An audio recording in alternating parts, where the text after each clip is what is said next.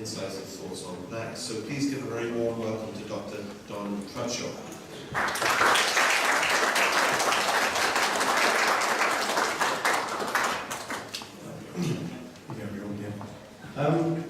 Yeah, I noticed here that looking at the program, the emphasis seems to be very much on the hard sciences, physics and biology and so on, and the social sciences generally underrepresented. So we adjust the balance a little bit, and we speak from the perspective of a social scientist. So,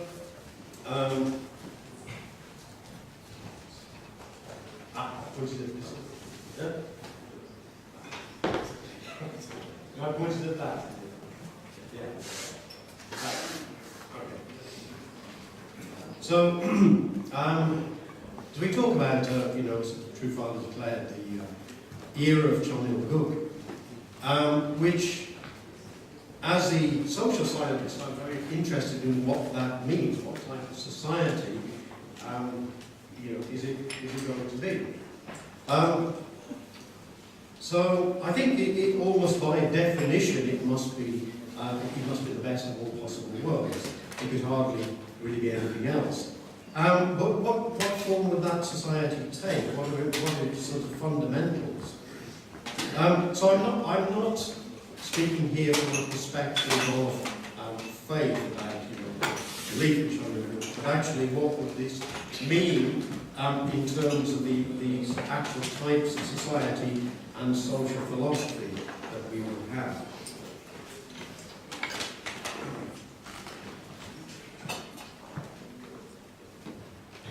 Okay, so I think there are a number of problems, I think, when we start to think about this realistically.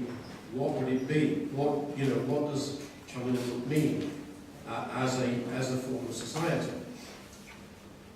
And I think one is we can talk about the divergence between hope and reality, because in terms of any type of idealism, and of course we can see that clearly in terms of socialism, for example, building a socialist society, the reality has always become very, very different.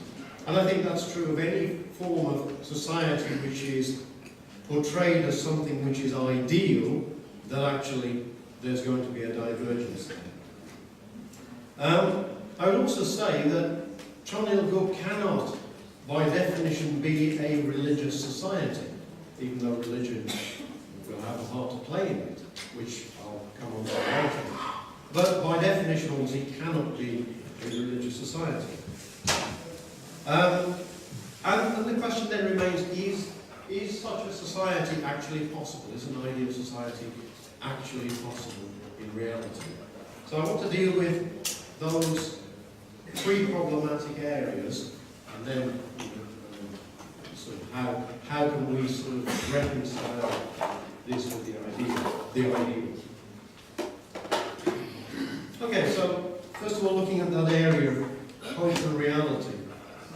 We could say that's a sort of a version of what we call a sort of dichotomy between values and facts, which was outlined by philosophers like Hume. We cannot go from matters of fact to matters of value. But I don't think in social terms, philosophically, that's a problem. But in terms of, like the social sciences, I don't think that is such a problem. And the reason is because much of our society is not just factual, it's actually constructed. It's actually constructed by our beliefs, hopes, values, ideas, and so on. So actually, what we think of as social reality is not simply an accumulation of facts, but actually, we have a term in philosophy and social science we call deontology. It's, institutions are created by our beliefs, by our systems, our laws and rules and so on. So I don't feel that's such a problem if we move just away from philosophy itself into the social sciences and the social reality. Okay, let me come on to briefly onto this for a moment. Why cannot China be a religious society? Well, religions as such have many problems, as well as virtues, but they have many problems which create, are from a sociological point of view problematic. One is many religions are not concerned with the here and now, but projections sort of into the future of sort of immortal life and so on, which obviously has some effect on our social being, but is problematic if that becomes too emphasised, too problematic. But then, of course, you get at the extreme of that. You have things like religious fanaticism, and of course we've seen this in recent years. Things like ISIS, who take apocalyptic vision of religion to the extreme, and in fact become extremely destructive. Of course, the whole history of religions is sort of like schisms, infighting, and so on like that. So this is a problem when people believe that they have the truth. Unfortunately, everyone believes they have the truth, but the truths are not compatible. So that's one of the factors, I think. And the other is, we say, well, authoritarian control of thought. This has also been a factor in religious history as well. So, what can we say about any ideal society? What type of society should it be? Well, first of all, I'd say it's like, I would define it as open and endlessly evolving. That has to be one of the factors, I believe, of an ideal society. But that might contrast with what some people might think. An ideal society, well, shouldn't it always stay the same? The problem with societies that are static is that paradoxically they're very unstable, because the nature, even nature itself changes. The challenges change. And actually, in a static society, you only need one thing to change or go wrong, and you create instability. But therefore, a stable society, in some sense, has to continually evolve and change. So I feel that must be a feature of any ideal society. So it must be, as we say, adaptive to changing circumstances, whatever those are, environmental or political, and so on. What I would say, though, and I'm going to sort of advocate, is two fundamental principles of an ideal society, what I call transcendent individualism and absolute values, which obviously are going to develop those ideas.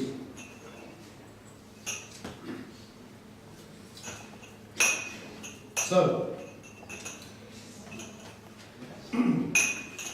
if we think then that an ideal society should be open and evolving, what would be its fundamental axioms?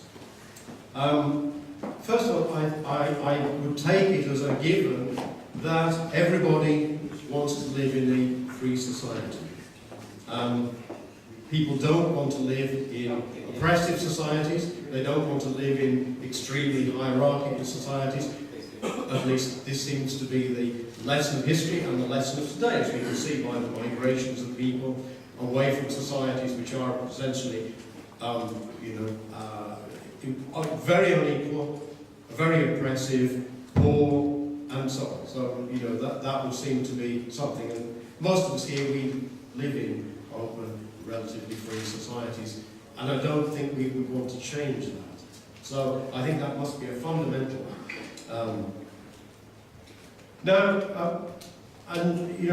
One of the factors in any free society is the what we call individualism, and that may be something which some people find a bit challenging.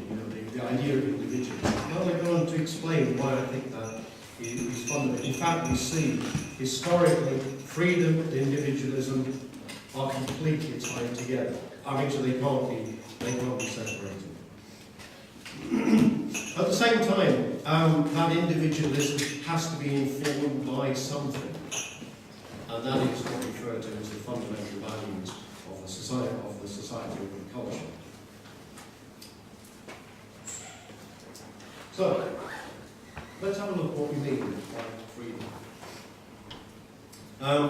So I define, first of all, freedom is the power to think and act without constraint within the limits imposed by nature and by society. I think many people would disagree with that. Secondly, I would say there's no absolute freedom, obviously, but there are greater and lesser degrees of freedom. And as I mentioned before, people have historically shown a tendency to move from situations of oppressive government and excessive social burden also. But there is the important point here is when we think about what freedom is, it has to be self-regulated. So that's where we need to talk about another principle, which is responsibility. Now, there's often a discussion about responsibility. I think often there's a real misunderstanding about responsibility. Like, when a parent says, be responsible, things like that. So there is this idea that sort of responsibility is something imposed on freedom. That is, either by society or by somebody. But actually, my point is that freedom and responsibility are actually virtually the same thing. And I'll explain why I think so. So, I think, because it has to do with like self-limitation, and I'll sort of develop that point. But I think if we think of ourselves as responsible, and actually we can only be responsible under situations of freedom. Otherwise, actually, you're not free, you're just obedient, or subservient. So, to be free, first of all, to be responsible, first, you have to accept that you are free. That has to be, a situation existentially in yourself, but also socially. So, societies that are not free, people cannot really develop responsibility, the real attitude of responsibility. So, I think that's the first thing I would say. The second attitude of, say, a responsible person is that they are aware of the consequences of their actions and are prepared to accept the consequences of their actions, whether those actions are good or bad. And you can say, well, that opens up the possibility of mistakes. It's a human condition, isn't it? We all make mistakes. The point is that actually we learn from them. That actually, given the freedom, we learn from our mistakes and we make better choices. We learn to make better choices through that. If we don't, if we continue to make bad choices, something intervenes. It could be a parent, say, or a teacher. It could be society itself, which locks us up in prison, for example. So what does this mean? It means freedom, in order to exist, must exist with the sense that we learn the difference between right and wrong choices. And if we continue to make wrong choices, then society itself becomes less free. I think many of us have that experience of thinking back several years. Several years ago, you used to be able to do certain things and they were very easy, and now they've become very difficult. Why is that? Because so many people break the law or abuse the law. So society has to increase its surveillance on us, and it has to increase its its sort of legalistic approach to everything.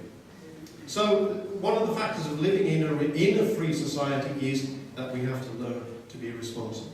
The third point is that this is not just for ourselves. Freedom is actually for everyone.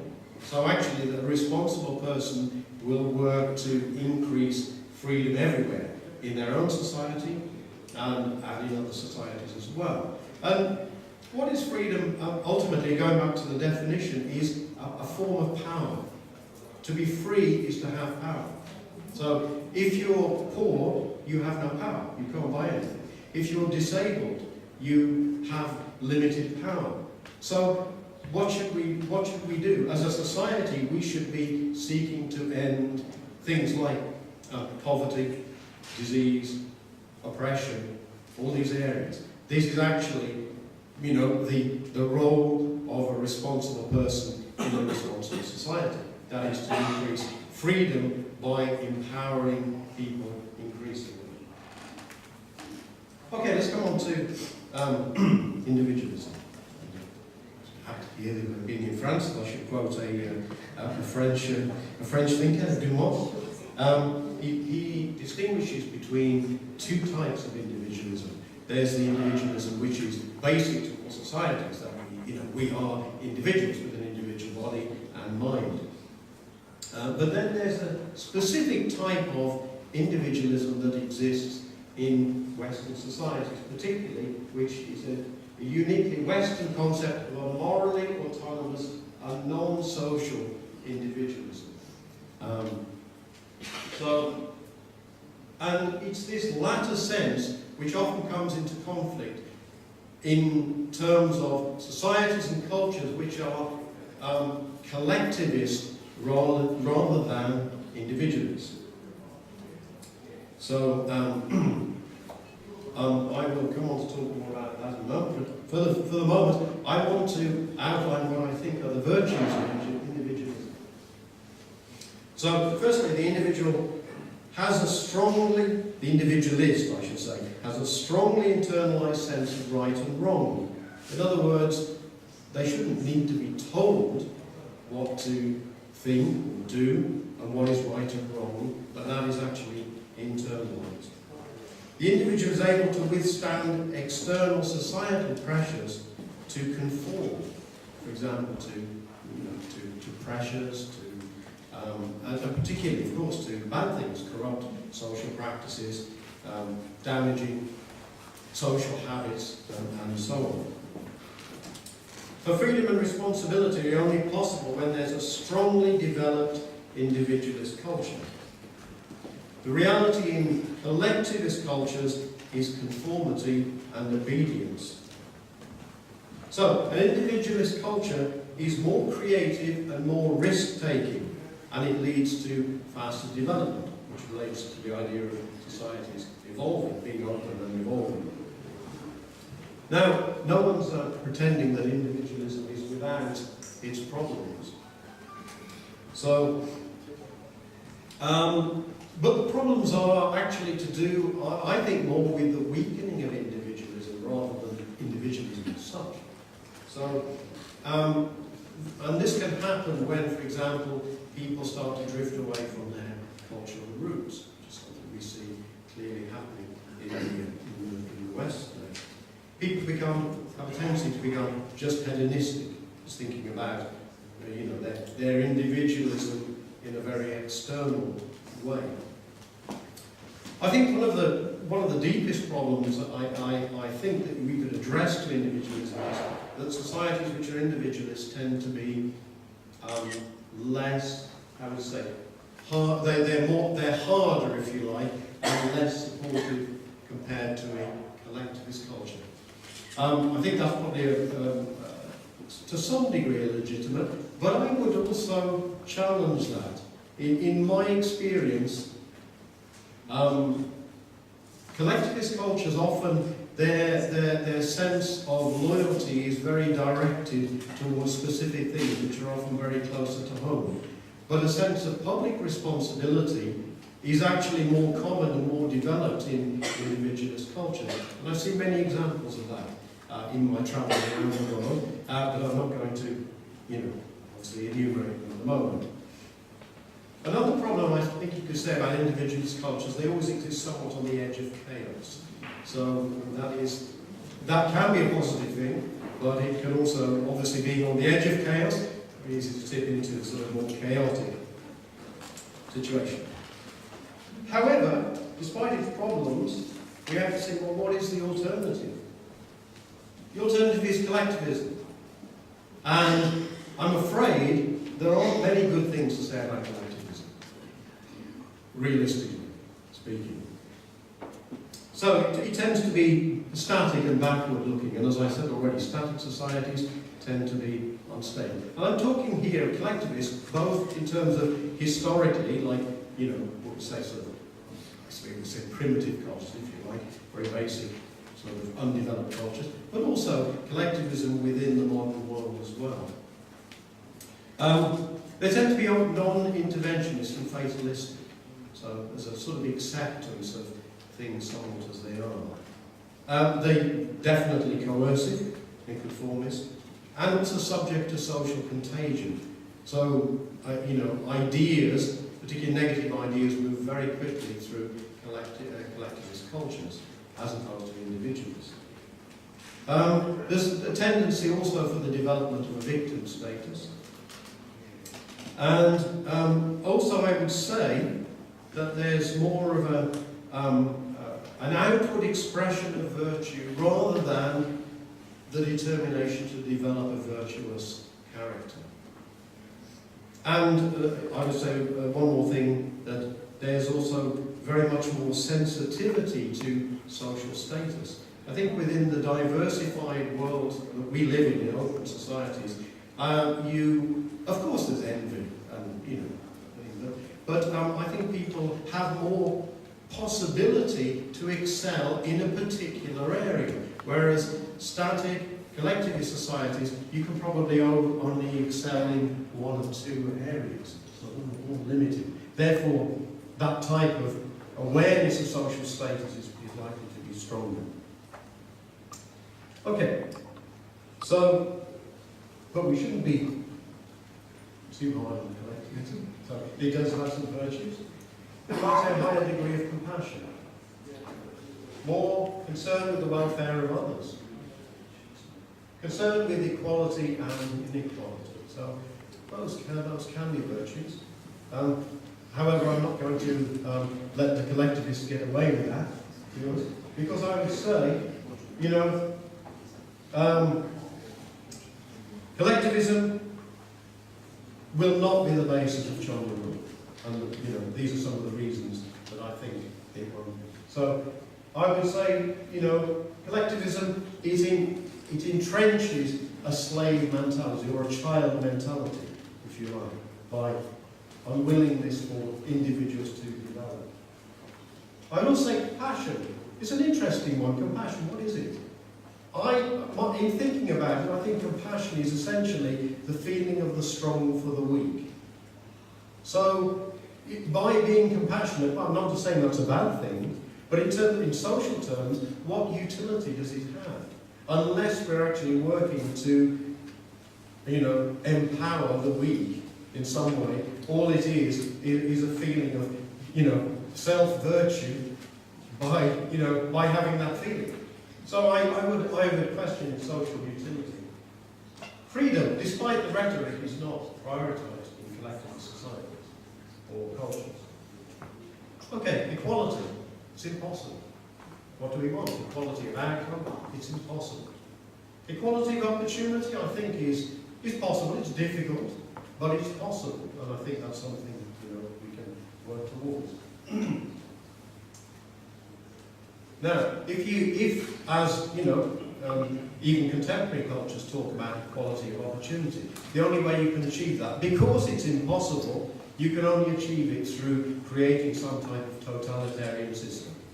It's impossible in a free society.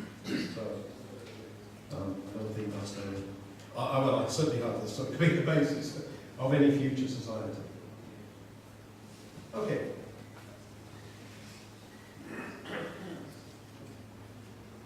So, addressing the problems of individualism. We need an expanded, more universal concept of individualism.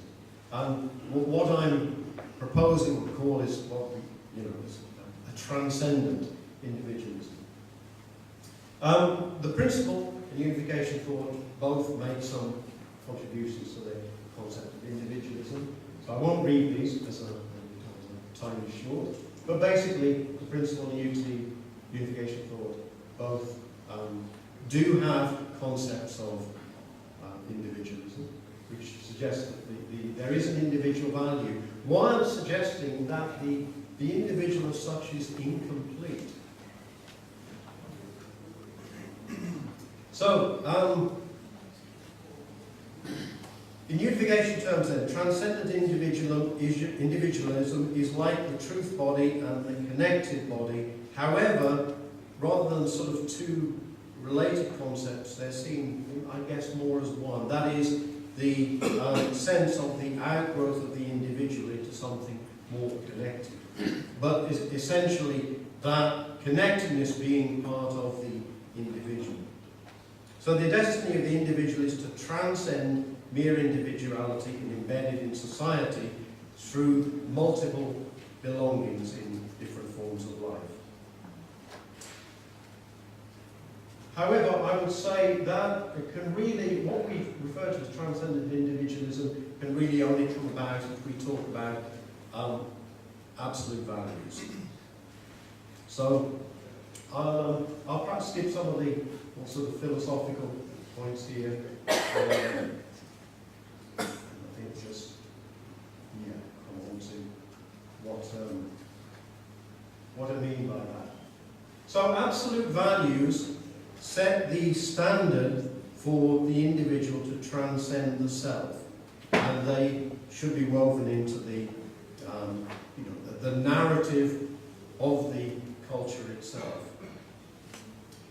But in terms of like what they are, this is very contested, of course. But I would say one thing is clear: absolute values, like for example, the good or the true or the beautiful, they're actually unattainable.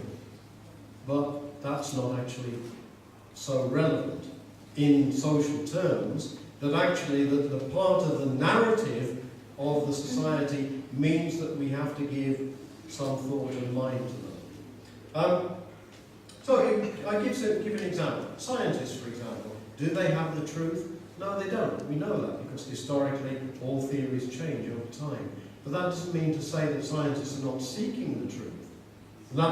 In some sense, that's what motivates them to seek the truth. Even the same with journalists. Journalists, also seek to understand the truth about something. We're well aware of their failings often, but that is actually, a requirement of a good journalist, is that they are seeking to understand what actually happened in this situation, present the case. The same for other values as well, and I think that, but they're interconnected because science, as well as being true, can also be beautiful. Many theories are very beautiful, and I think all people ultimately also can relate to the idea of the good. We are striving to be good, even though we know sometimes we're not, and we fall short of that. But that is, and I think the problem today is that these narratives are being lost in our culture. That actually we no longer think of the requirement for things like truth, beauty, goodness, and that is one of the fundamental problems within our, if you like, political philosophy, but also in our education system. Okay, so conclusion. So, John and Paul, it must be, I believe, a world of freedom, so that people can be happy, because people are not happy when they're not free. So it should be a world of freedom, and freedom also encourages human creativity. The centre of John Hill's book is the transcendent individual. What role do things like religion play, religion and culture? I believe they're the sources of the deepest values that we take. So they don't exist, ultimately, I believe, for themselves, religions, but religions exist to hold and even maybe create the values that actually inform what we become as individuals. So, this is my understanding of, based on sort of what I would think. Maybe the future will be different. At the moment, the trends in politics and everything don't look very promising. You know, if we look at the immediate reality, this is why I think we need some, you know, different thought about what would the future be. So the future may be very different, but to be honest, if it's different from the sort of things I'm talking about here, I don't think it will be better. Certainly not the sort of world that I would want to live in. Okay, thank you very much.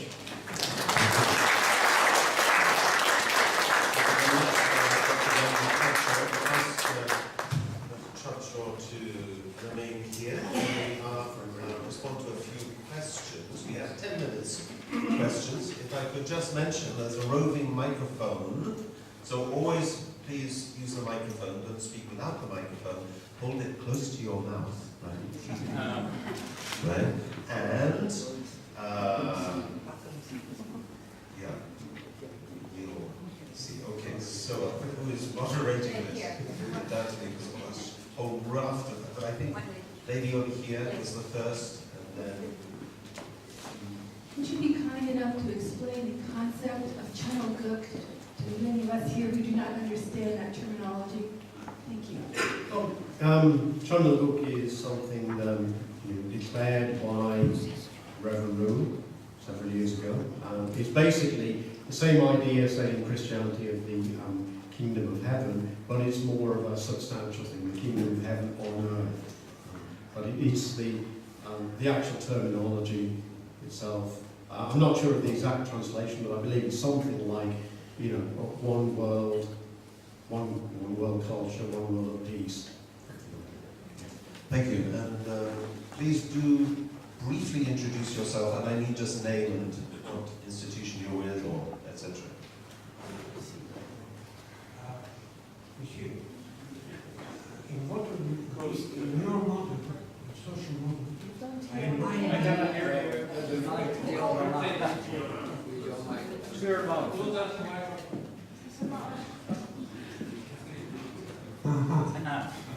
this model reminds me, in some extent, the social model in our communist and Marxist countries in Eastern Europe. It's not bad, not very bad, but my question is, can you imagine Chanukuk society to be Marxist and communist? Paradox. Paradox? No. Marxist, any Marxist society is full with contradiction. Our social experience prove this allegation. I cannot imagine Chanukuk to be Marxist. I agree with you, yes. Impossible. Collectivist, impossible. But also we know very well, any way to the freedom is the sure way to the new exercise.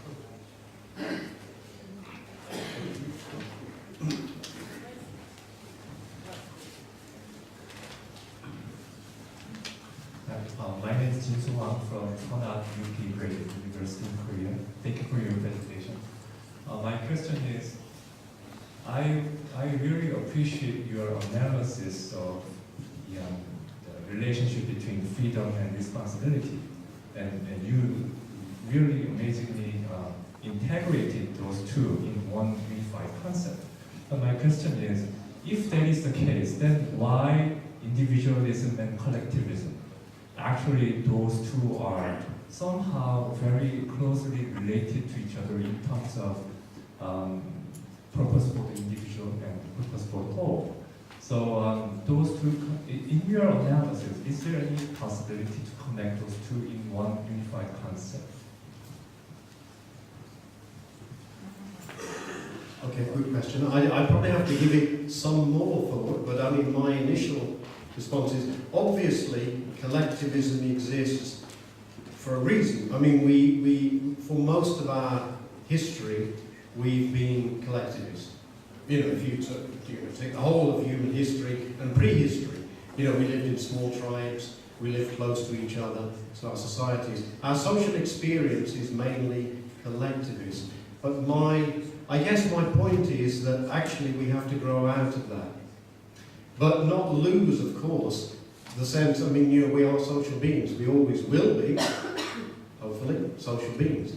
And, you know, but I think both the sense of the collective, but more importantly, the individual has to grow and evolve, you know, over time.